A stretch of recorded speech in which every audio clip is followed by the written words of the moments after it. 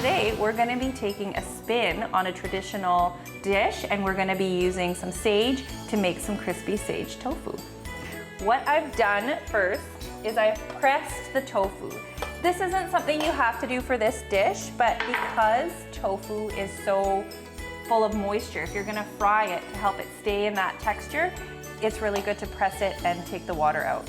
So I put it in a paper towel with a plate and something heavy like a cutting board or a stack of cookbooks on top.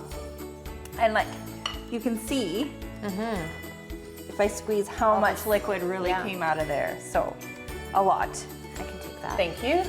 Now tofu gets a bit of a rap for, being a soy product, and a lot of people are hesitant for health reasons to incorporate it into their diet. But we know that actually that evidence is not true, and people who eat soy all around the world actually fare better in terms of health outcomes. So we really encourage you to give this recipe a try. It's a great way to start getting to know tofu and enjoying it as part of your regular routine. Yeah, this crispy breadcrumbs on the side are going to sell you for this dish, I think. So we've got some breadcrumbs. I'm going to put them in a bowl. And then we want those kind of hearty flavors. So I've got some nutmeg here, garlic powder, sage. I'm just gonna chop up the sage here. And Danny, do you want to show us? We've got whole fennel seeds, and I think we should put some crushed in there. So how can we? These smell outstanding. They're whole seeds. I love buying whole seeds, and I just love kind of crushing them. So I think every kitchen where you're kind of wanting to work with spices should have a mortar and pestle. It's such an integral piece of equipment, and it dates back to ancient times, so I feel like I'm channeling the old days when I do this, and it's just a lot of fun. Of course, you can buy a spice grinder.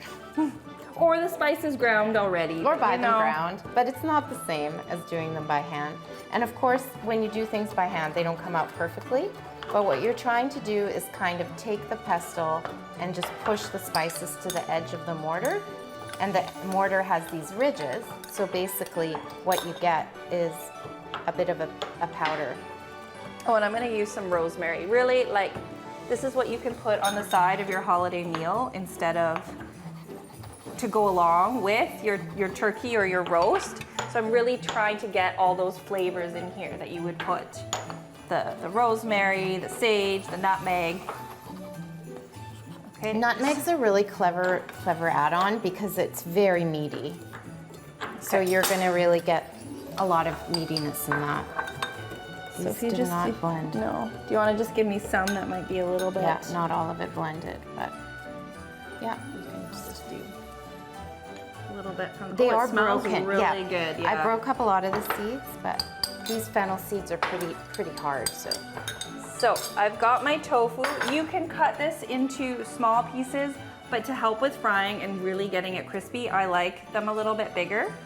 And what I've got here is some cornstarch. Actually, I should probably have it in this order. Some cornstarch, some plant-based or regular milk, whatever you are desiring, and our sage and breadcrumb mixture.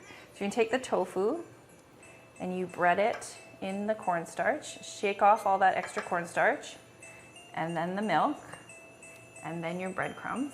And the milk and the cornstarch are what is going to get these breadcrumbs to stick. And then we're putting it in a hot pan, and you're shallow frying it. It's the holidays, we're not baking it. You could, I mean really, there's nothing wrong with baking it, but we're gonna fry it because it's gonna get that really nice, rich crispiness. If you are to bake it, I would definitely spray or drizzle some oil on the top because that's what's gonna get your crispiness. You can also do this with veggies. If you slice your veggies like eggplant or carrots or yams or whatever veggies you like, Brussels sprouts, you could do the same steps of cornstarch, plant-based milk, and your mixture of seasonings. And then you could fry that all up together with the tofu. So we're just gonna get this last one in there, and then it's going to take a couple of minutes per side. And you just want to brown all those sides in there. I'm gonna need... Yeah, I'll grab you a spatula. Something. I'm gonna wash my hands quickly.